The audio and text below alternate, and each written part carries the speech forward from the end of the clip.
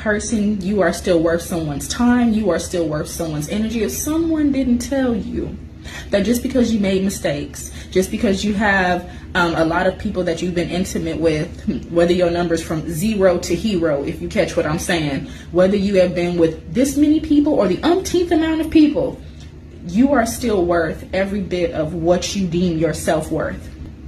That includes, you do not have to date below, I'm not even going to talk about how women date. That'll be a separate video. But there's a reason why women date the men that they date. But if you know that you still value you, then you hold the other person on the other end of that table, that seat, that phone, that text to your worth. And that's how you take back your power. You don't let your past mistakes define you.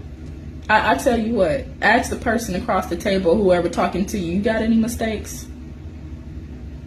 Know your worth. I love y'all.